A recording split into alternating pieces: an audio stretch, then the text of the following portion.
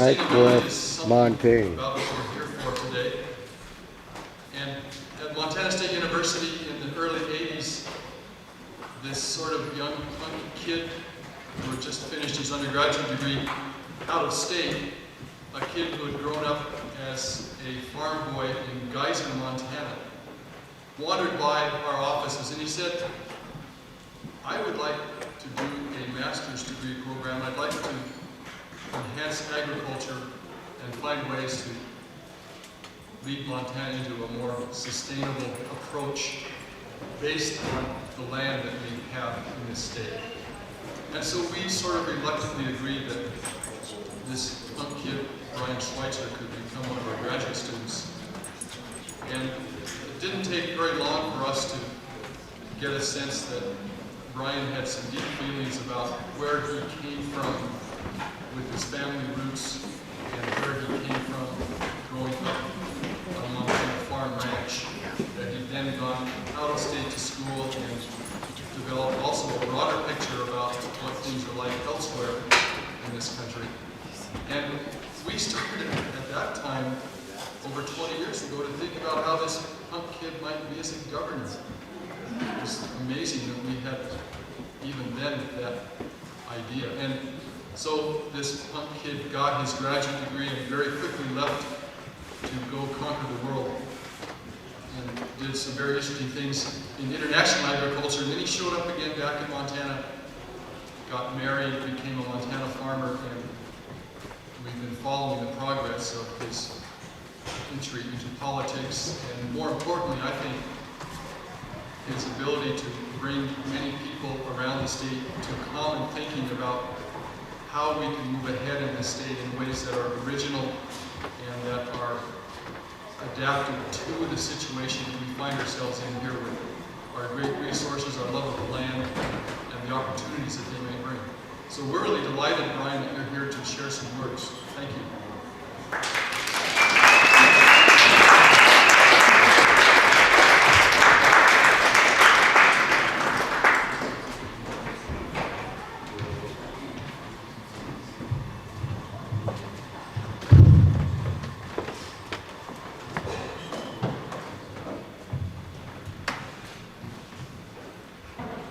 I don't like those things. It's kind of like going to church.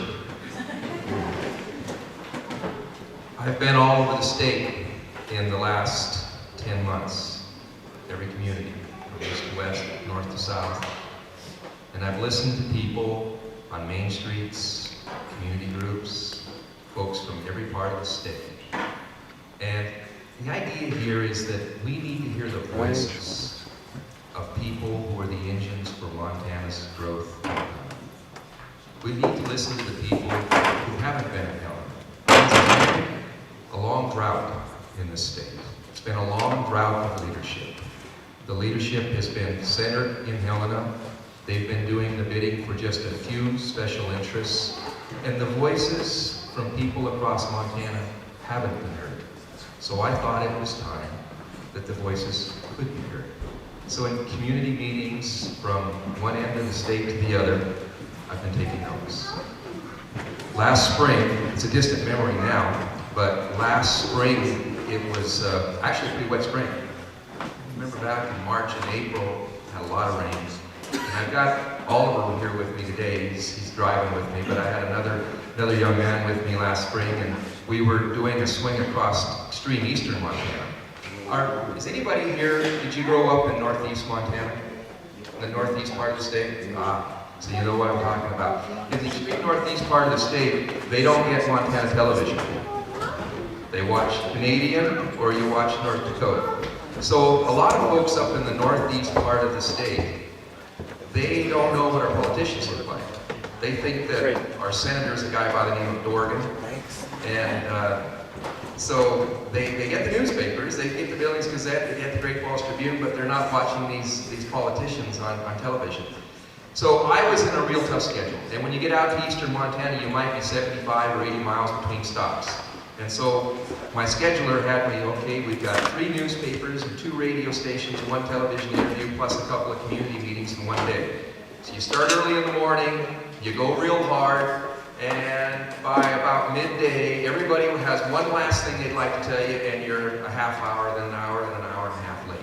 So we were up in northeast Montana, and the driver hadn't been there before, and I said, well, look, when you get into town, you just go to the end of Main Street to get to the newspaper. You turn right, you go half a block, it's a white building.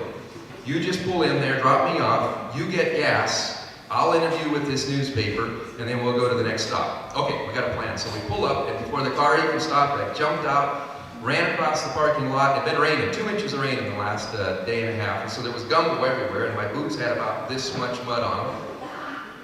And so I got to the door, I threw open the door, and I ran inside, and looked around, and the place looked a lot different. In fact, it looked a lot like a living room. And then I heard a noise, and I looked over, and there was a lady with a vacuum cleaner. And I looked over, and I said, the newspaper is, she said, oh, 3 months ago, we bought this building, and now we live here, this is our home. The newspaper's on the other end of Main Street now. Oh, I said, well, thank you. And I'm looking down at the gumbo, all around my boots and all in the middle of her living room. And then I remembered about the folks in northeast Montana not really knowing what their politicians looked like. So I said to her, do you know who I am? And she said, really, I don't recognize you. I said, well, I'd like to introduce myself. My name is Congressman Dennis Reaper.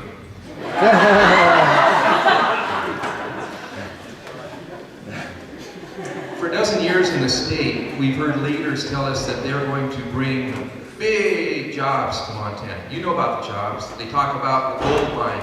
They're going to employ 1,000 people. They're talking about more coal, more energy development, more coal-fired plants, big projects, big employers. And yet the engine of Montana's economy is on Main Street. 85% of the people who have jobs in the private industry in Montana, they work for an employer with 50 or fewer employees. In Montana, we lead the nation in the percent of our population who work for an employer with 10 or fewer employees. The engine of Montana's economy is not from out-of-state corporations, the ones who have the lobbyists in Helena. The engine of Montana's economy is from Main Street out. So when we look at Montana's economy and growing Montana's economy, it means growing it from Main Street out, not importing somebody to Main Street. It means nurturing the businesses that we already have. The most likely employer of 10 people 10 years from now already is on Main Street and has 2 employees. The most likely employer of 50 is already on Main Street and employing 5 people. We have exciting opportunities in Montana. Cliff and I were just talking, and as I travel around Montana, I carry in the car with me a map of Montana with our wind resources. And it's a map that's color-coded for all of our category 1 through 7 wind areas. And then I have drawn on that same map our main transmission lines. Across Montana, we have some of the best wind resources on the planet. And guess what? We already have transmission lines running right through the middle of them. And yet, Montana is far behind Wyoming, Dakotas, Minnesota, Alberta, in our development of sustainable wind resources. We have a huge potential in food production. 920,000 people live in the state. And during a very short period of time, nearly 9 million people visit us. Now, Cliff and I share a passion. I'm an agronomist and soil scientist, as he is. During this period of time when people visit Montana, we can produce literally from apples to zucchini. We can produce crops and feed the people who are coming to Montana, and that's part of the cultural exchange. Part of our challenge as Montanans is to spread the cultural exchange of this tourist industry when they come to Montana. They come to Montana for the most part to visit Glacier and Yellowstone Park. When they arrive here, the food that they eat was created by a chicken company from Arkansas or a large corporate vegetable farm in California or maybe even Chile. And yet during those months that they arrive in Montana, May, June, July, August, September, we can produce the food for them. We could provide the finished products for them. And instead, we have an agricultural policy that is subsidizing the very foods that are overproduced around the world. We subsidize wheat. We subsidize corn. And frankly, we do that because that's what our farmers are used to doing.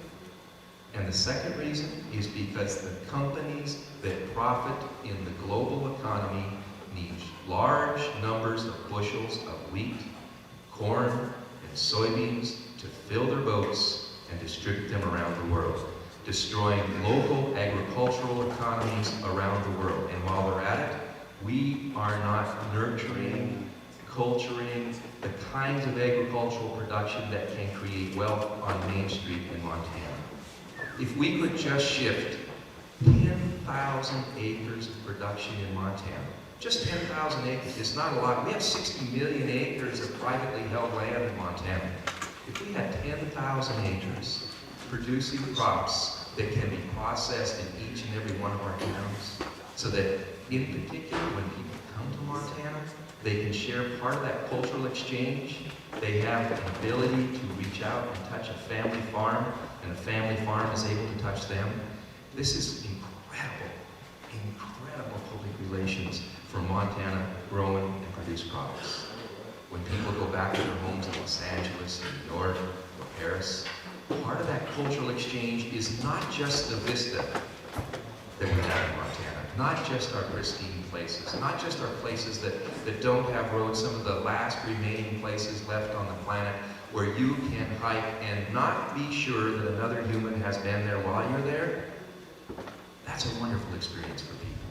But if we could add to that experience the ability for them to share the culture of Montana's agricultural production, again, from apples to zucchini and everything in between, if we could provide jobs on Main Street for people who process and produce these foods and share with folks who, when they come to Montana, we will create a market around the world for Montana-produced products. And then those 10,000 acres can grow to 50,000 acres, 100,000 acres, producing products for the world that don't pay, as we do when we grow wheat. Even on our finest irrigated lands in Montana, an 80 bushel wheat yield is a very good yield. And it's worth $3 a bushel, $240 per acre. And then the railroad gets a third of the crop. So we hand a third of the value of that crop. My parents are children of homesteaders. I'm a third generation farmer. And since 1909 in this state, the Schweitzer families have been giving every third crop to the railroad. We have been the engine of the Burlington Northern Railroad system. They create their wealth because farmers and ranchers across Montana are beholden to produce the crops that the global grain trade needs, that the railroad needs to fuel their economy. And yet, we have a market crying for the products that we can produce in Montana. We can grow Montana's economy, and we can grow Montana's economy from Main Street out. It just takes some vision. The folks who are in control of Montana's economy, the folks who control Montana's government, they're entrenched. There's 450 corporate lobbyists in Helena today. 450 corporate lobbyists meet the legislature. The legislature of Montana is a wonderful group of people. They're citizen legislators. They arrive for just a 90-day period every year. Isn't that wonderful that people who are business people, they're teachers, they're nurses, they're doctors, they're retired people, but they can afford to spend 90 days every other year actually making the laws for our state. It's a wonderful concept. The problem is that they're met by 450 corporate lobbyists that have been in Helena full-time between the sessions. In Montana, our laws are written by lobbyists, not by legislators. When your legislators arrive in Helena, they are met with the bills that have already been written by the lobbyists. So why should it surprise you that our tax code is written to protect just 20 outstate corporations? Why should it surprise you that Montana's policies and the way we conduct our businesses is not to nurture those Main Street businesses who represent 85% of the employers in Montana, but our laws are written to protect the 15% of the employers, the ones who are the large out-of-state corporations who are employing larger numbers of people. In the last 10 years, we've given over $400 million in tax breaks to 20 out-of-state corporations. All right, let's look at the results in terms of economic development. They've decreased their aggregate number of employees in the last 10 years. They've decreased their contribution in payroll in Montana. They've decreased their investments in Montana's economy, and we sent $400 million out of state.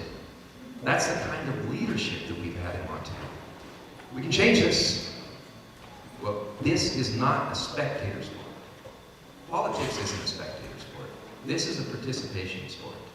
And we can't change this state unless the people who are passionate about changing this state will line up and make a difference.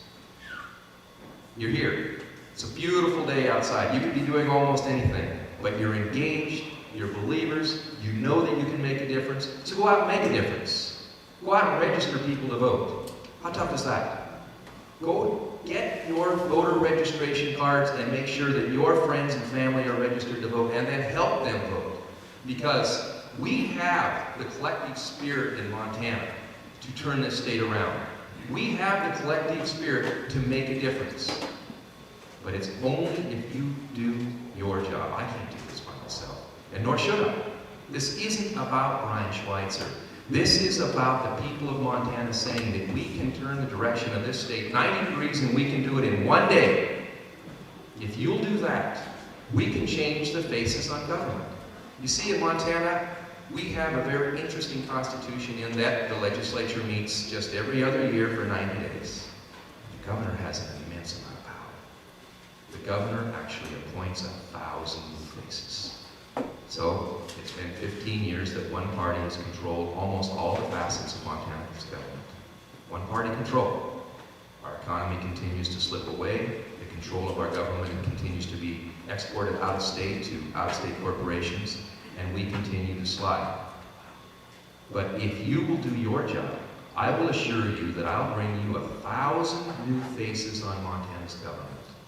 Faces with large ears, people who will listen, people who respond, so that when you call state government in Helena, you won't get voicemail from someone. You'll get someone who actually answers the phone, and you'll get an answer to your questions.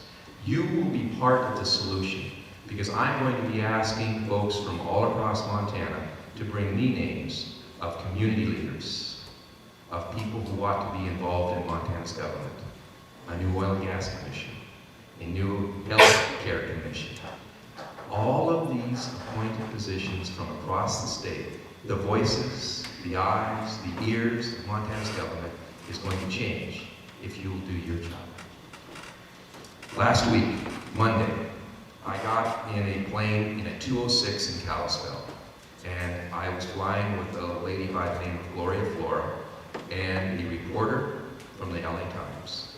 And so I'm a pilot, and I had to sell my plane a few years ago because Nancy and I, we now have 3 teenagers. And when they were a little younger, she cornered me one time and she told me, "You're going to sell that damn plane because I'm not going to raise these kids by myself." Because, you know, sometimes I would take off someplace, and when you're in a mountain valley, and sometimes these mountains are at about the same level as the clouds, and it can be a problem. So got rid of the plane, but this day was a beautiful day to fly. And so we flew across the Bob Marshall Wilderness from Kalispell.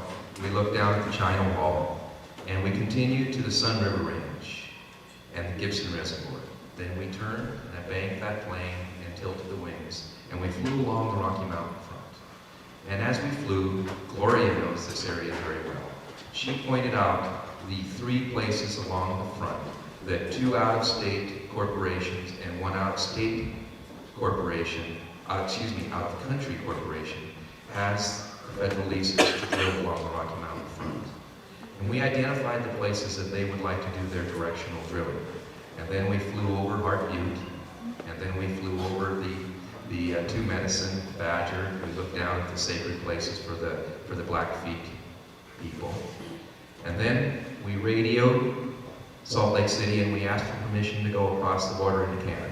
Took a few minutes and they came back. I think they called John Ashcroft, and apparently it was okay with him. We crossed over the border and we tilted the wings again and we flew along very similar terrain where there has been gas development over the last 15 years along the Canadian Rocky Mountain front.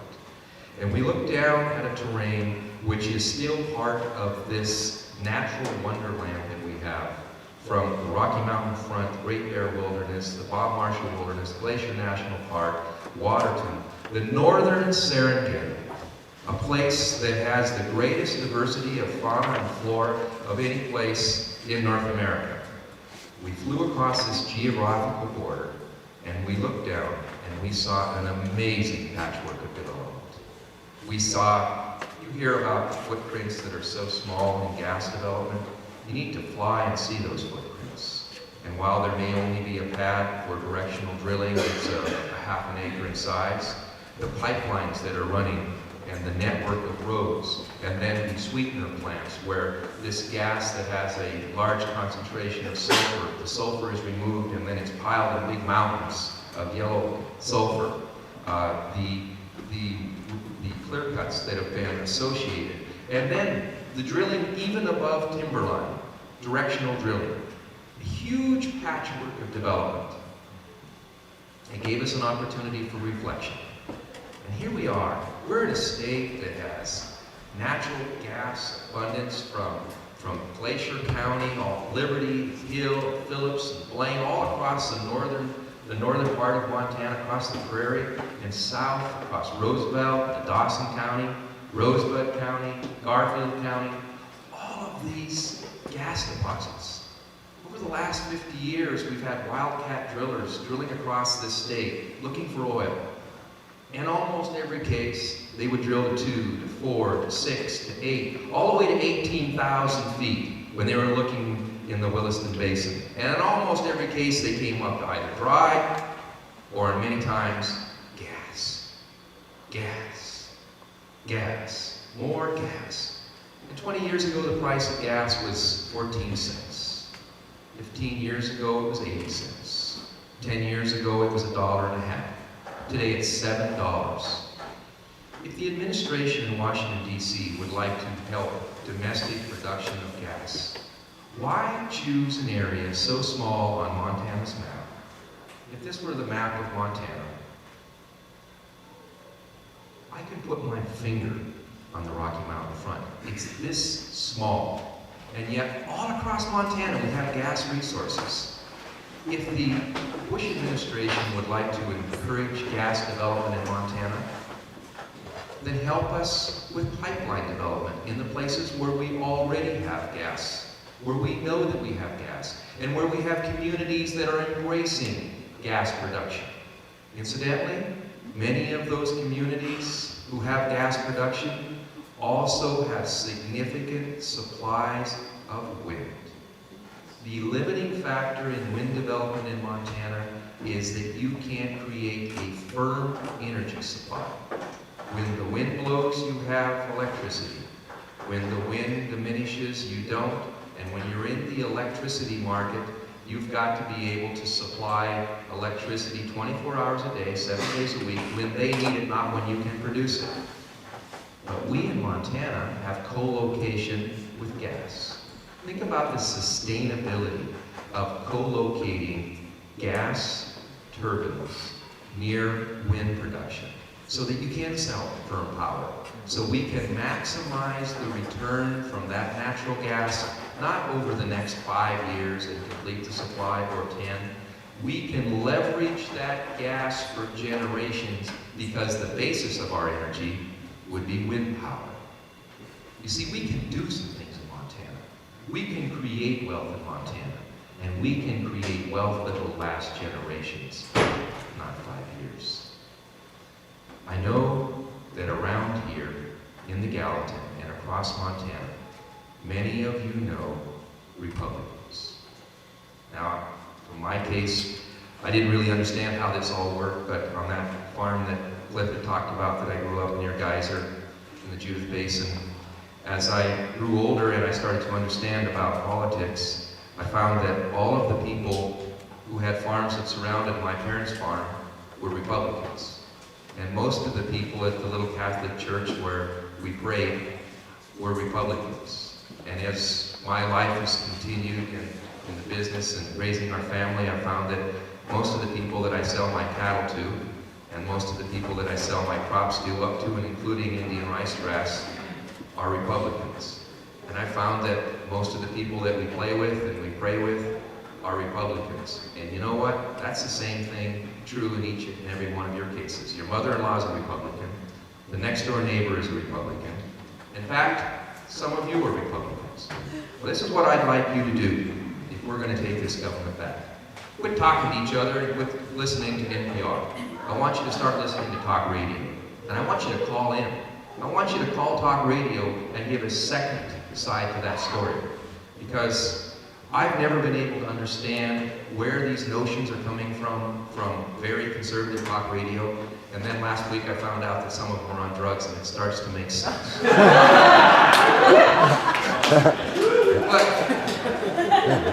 I would like you to engage.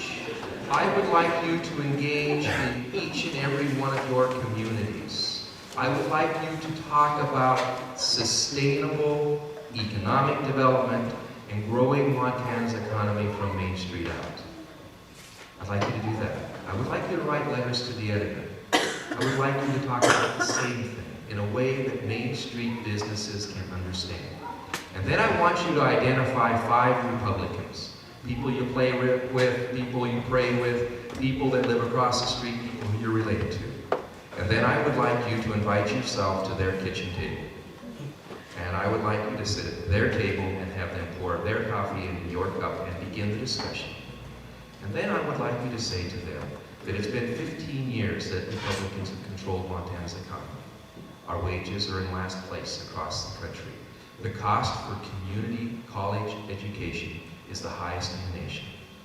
We're higher than New York.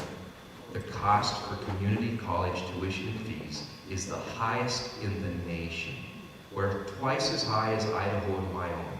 We're higher than New York and New Hampshire, who are second and third. Our wages are the lowest in the nation. The percent of our population who have 2 jobs to make a livable wage leads the nation. They've doubled the cost of a university degree in just the last 8 years. They've created a utility deregulation that's doubled the cost of natural gas and increased the price of electricity for homeowners and small business owners across the state. 15 years of a single party being in charge of most of the facets of Montana government. So you tell them that this is important to you this next election. You say to these people as you sit at their kitchen table that you're taking this election very personally because it's the future of your career, your children's careers, because you tell them you feel passionate about Montana. You know that we can do better.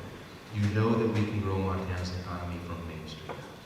You know that we can create sustainable agriculture and energy development that would be the marvel of the world, and we can do it with good leadership. And then you tell them if they don't vote for Brian Schweitzer in this election, you'll never speak to them again. Thank you very much.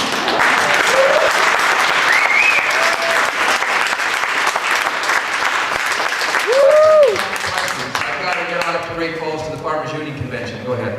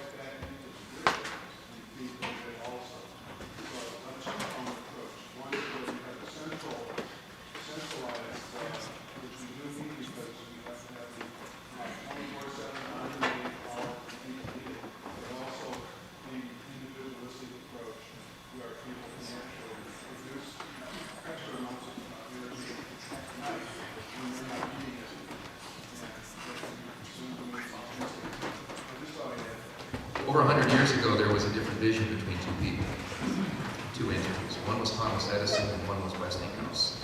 Thomas Edison believed that every community should control their generation and be in control of their transmission and distribution system. Believed that even small factories ought to have their own generation and distribution system. Believed that certainly every town and village across America ought to have their own generation and distribution system. Westinghouse had a different vision. Westinghouse had a vision of a national grid system with just a few places across this country where the energy was developed in large quantities in centralized locations. Not only are you correct about solar energy, but do you know what the largest single creator of electrical energy is across America? It's not coal, it's not nuke, it's not natural gas, it's automobiles.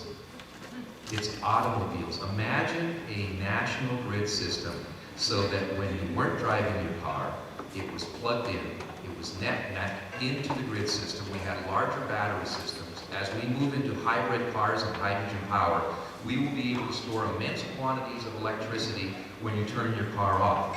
And then your computer online in your car would allow it to drain down to the point where you still have a few starts left in it. And during that time that you're not driving your car, you're plugged into the grid and you're placing that excess energy into the grid. We need to change some laws in Montana. The co-ops are not required to net like we are with Northwestern Energy. That ought to be a reality. And we ought to be creating our energy generation close to where we're using it, not just in Montana, but all across the nation. Because the grid system doesn't work, and it won't work. It does line the pockets of some centralized folks. It's the same concept that we have in agriculture as we do in energy. You have like an hourglass economy. The top of the hourglass is the producers of energy, and then you have just a few processors of that energy, the multinationals who own the grid system and own the largest of the generation. And then at the bottom of the hourglass, you have the consumers of the electricity. It's the same in agriculture, where you have a diverse group of people who are producing, a diverse group of people who are consuming, and it all flows through a very small net in the middle with just a few processors of those and shippers of those food products. And so an economy like that is not healthy because it's a stranglehold. If we had a diverse group, the same group of people who were consumers, were producers of our energy supply, we would have a safer, more reliable energy supply. We would create wealth on Main Street. Thank you. One more. I like your programs, Brian. You said that Montana is sending about $400 million out of state to 20 major companies. Is this something that all of us fell asleep and let happen and you're waking up to it? Or is this something the Democrats know and the Republicans are interlocked with the system? Say the last sentence again. Is this something that we all fell asleep and let happen? Or is it something the Democrats have known and the Republicans are interlocked with this system of sending money to big companies? Yes and yes. You fell asleep and allowed this to happen. When they continue to attack our tax base and say, well, we've got to lower our taxes, you didn't stand up and say, what about me? What about my taxes? What about taxes on Main Street?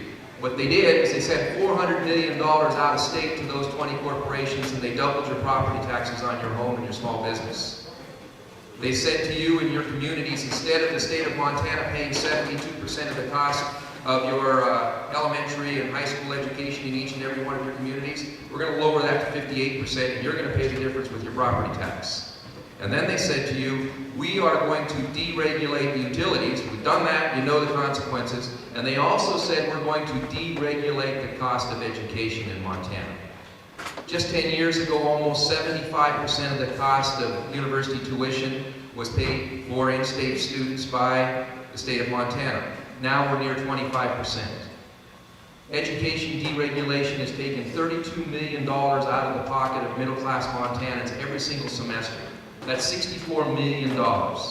So, utility deregulation, education deregulation, and you know what? You were asleep at the wheel, because each and every one of these elections, you had an opportunity to show up and change the direction of Montana, and collectively across Montana, we said, maybe we can make a difference. Maybe it doesn't matter. Maybe one face is just like the other face. This time, stand up and be counted, not just one time. Get other people registered to vote. Tell other people what's at stake. Don't allow the lies to continue. Take your government back. Thank you. Yeah.